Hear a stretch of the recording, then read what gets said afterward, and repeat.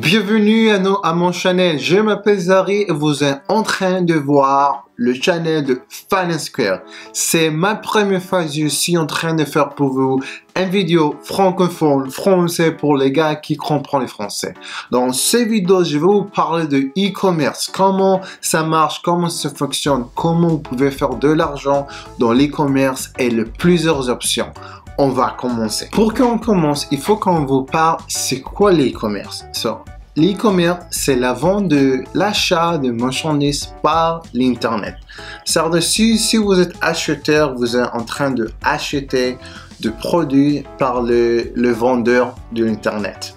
Alors, cette possibilité de faire des achats en ligne, c'est ça vous permet de faire seulement à travers l'internet. Pour que vous compreniez,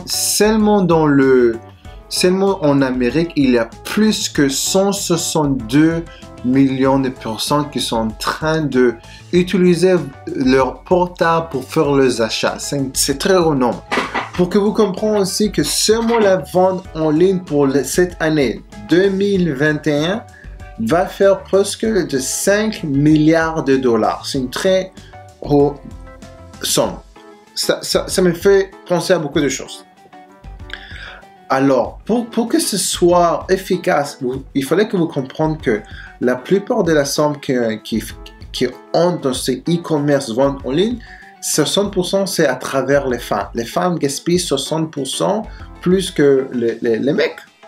Alors, les modèles de commerciaux du e-commerce, il y a trois ou quatre modèles. Il y a le modèle des vendeurs directs, que vous êtes le patron de votre produit, vous êtes en train de vendre directement, il n'y a pas un autre gars qui te dit il faut pas vendre ça, vous n'êtes pas limité, vous avez toutes les options. Alors, les avantages dans ce modèle-là, que vous pouvez gérer de revenus élevés, avoir plus de parts du marché. Toutes les activités sont sous votre contrôle. Elle peut vous offrir de multiples fonctionnalités. Le compte, c'est la large bénéficiaire est très faible et vote négatif dans certains cas. Vous ne pouvez pas avoir bénéficiaire d'un tiers cas, il n'est pas impliqué. Vous n'aurez aucun avantage concurrentiel. Alors, quand on parle de place du marché, ça me fait penser à des plateformes comme eBay, Amazon, et on peut parler même de Etsy, aussi de AliExpress, par exemple. Alors, le marketplace, c'est le place de marché en anglais, marketplace, c'est une place qui connecte le vendeur et les acheteurs. Par exemple, quand vous devez faire le marché, vous avez une place pour faire le marché. Il y a plusieurs vendeurs qui sont là-bas et vous donne des offres d'acheter plusieurs choses ou avoir plusieurs options. Là, on est en train de parler de forme de vente en ligne plus courant et problématique, la plus efficace est la place de marché. C'est très intéressant ce marché-là. Alors, on parle des avantages. Le risque est très faible car l'entreprise ne gère aucun stock, utilise le coût de changement de fournisseur ou les effets de réseau pour obtenir un avantage concurrentiel, augmenter facilement le bénéfice. Et quand on parle de compte, la part de marché est inférieure à celle de vente directe. Difficile de se positionner sur le marché. Alors, imaginez-vous que vous partez dans un marché, il y a déjà là-bas vingtaine de vendeurs qui sont en train de vendre le même produit. Comment vous pouvez faire plus visible et essayer de vendre? Vous avez là 20 autres personnes qui sont en train de faire le même marché. Ça sera difficile. Alors là, on parle de l'autre modèle, c'est le fournisseur de programmes informatiques. Là, on va essayer d'expliquer c'est quoi le fournisseur de programmes informatiques. Le fournisseur de programmes informatiques, c'est des plateformes qui sont créées au-dessus de votre site. Ça vous permet de transformer votre site en un site de e-commerce ou un site de vente en ligne. Ça veut dire ça vous permet de recevoir des paiements, aussi de diriger et de contrôler votre marchandise sur ce site de fournisseur de programmes informatiques. Le plus facile exemple que je peux vous donner, c'est par exemple Shopify. Alors l'avantage pour avoir ce truc de programme informatique, c'est là. Vous pouvez être largement exposé au commerce électronique, potentiel de croissance. Vous pouvez bénéficier d'avantages concurrents grâce au coût de conversion. Quand absence de connexion directe avec le client, moi je suis pas tellement d'accord avec ça. Il vaut un coût d'avoir le client. Le processus de rentabilité est lent. Alors, quand on parle de logistique, il faut penser que si vous êtes en train de faire vos achats en ligne, vous avez besoin de logistique pour que vous amènez vos produits. Alors, c'est très normal que ça vous aide à comprendre le business model. Parce que sans ça, ça ne va pas marcher. Alors, l'avantage, il utilise une approche à l'appel pour obtenir plus d'avantages. Obstacle à l'entrée élevée, c'est vraiment, ça vous fait comprendre que s'il y a une entreprise qui est déjà dans le logistique, c'est très difficile parce que vous avez besoin de beaucoup de choses. Vous avez besoin de bateaux, des avions, des très systèmes complexes pour que ça fonctionne. Là, on va essayer de comprendre c'est quoi le moteur de la croissance du e-commerce. C'est très simple. Il ne faut pas même pas penser, c'est l'accès à l'Internet. Sur l'Internet, il n'y a pas l'e-commerce. Et l'accès à smartphone, sans le smartphone, ça va être très difficile aux gens de faire les achats. Alors, ça veut dire que les gens, il faut qu'ils s'aiment les achats, ils font les achats sur le online, seulement avec l'ordinateur. Là, on est en train de faire beaucoup de choses avec nos portables. Données démographiques, il faut avoir, je vous dis que là, je vois plus en plus de gens qui sont plus jeunes, qui font leurs achats sur Internet. Mais moi, j'ai fait mes achats de légumes avec un site de e-commerce. Je reçois le lendemain, parfois le même jour, mes achats. Augmentation du nombre de détaillants en ligne. Les médias sociaux, j'imagine que vous voyez que dans l'Instagram, Facebook, c'est plus facile de vendre.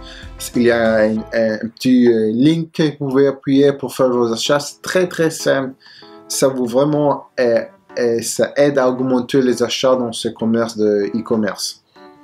Améliore des méthodes de paiement. Plus vous avez des paiements que vous favorisez, que ça vous aide, ça peut vous augmenter les chances que vous avez faire les achats. Comment investir dans l'e-commerce électronique, dans les commerces électroniques? Investir, vous avez plusieurs options. Option 1, vous pouvez ouvrir aujourd'hui un e-commerce, vendre quelque chose, si c'est vers Amazon, eBay, c'est très facile. Option que moi je vais vous parler dans cette vidéo, c'est l'option 2. Achat des actions de e-commerce, d'investir dans start-up de e-commerce, et de fonds de e-commerce. Alors, je commence pour les actions de e-commerce. Je trouvais un site que je vais vous amener là, que ça vous donne information pour tous les actions qui sont liées directement ou verticalement sur le marché de e-commerce. Et même les gens qui ont de l'argent, le minimum dans ces cas-là, c'est $10 000 ou 10 000 euros pour investir dans une start-up qui dans le domaine de e-commerce ou de vente en ligne. Vous avez cette compagnie EquityBee, SharePost, EquityZen. Vous pouvez même tout lire. Il y a plus d'informations là.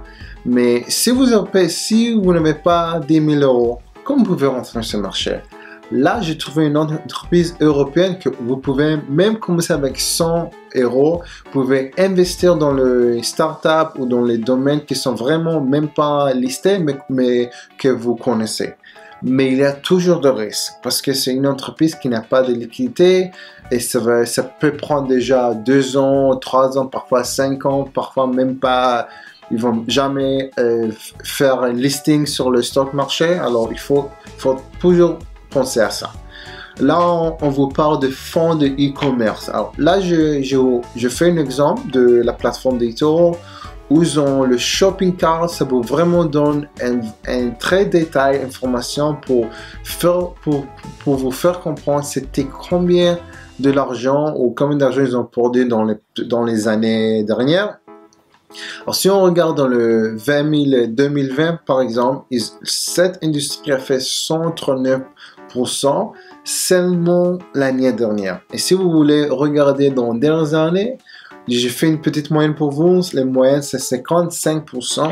Si vous avez investi de l'argent depuis 2017 jusqu'à 2020, on part d'une moyenne de chacun de 55%. C'est pas mal dans un domaine que vous croyez. Alors là, le fonds de e-commerce, ça vous vraiment donne l'option de vraiment avoir plusieurs options, plusieurs exposures. Je ne sais pas comment dire ça en français pour simplement, mais ça vous donne des options d'avoir plusieurs, l'argent que, au lieu d'investir dans une action ou une compagnie, vous avez plusieurs dizaines de compagnies qui sont liées directement et indirectement sur le marché de e-commerce. Ça vraiment vous donne l'option de réduire votre risque et vraiment avoir plusieurs sécurités au lieu d'investir dans une seule compagnie. Le minimum pour entrer dans cette fund, c'est minimum c'est $5,000. Je pense pas que c'est une très grande somme, mais ça veut vraiment, il n'y a pas beaucoup de cours et on parle de, il n'y a pas de management fee, c'est très simple, vous pouvez voir. Je vais vous laisser l'information dans le link de vidéo. Et voilà, c'est ça pour moi le e-commerce, c'est ça le potentiel, et c'est ça le potentiel. Et voilà, alors, si vous avez aimé mon vidéo en français, il faut que me le dises parce que je vais essayer, je vais tenter de faire une autre édition. Et la prochaine édition que je vais faire, c'est dans le domaine de jeux de vidéo ou gaming. Là, je vais vous parler vraiment c'est quoi les gaming, c'est que ça fonctionne comment. Et si vous voulez lire, je vais laisser toute l'information sur le link au-dessus. Et si vous avez des questions, vous pouvez m'envoyer. À la prochaine. Au revoir. Bye bye.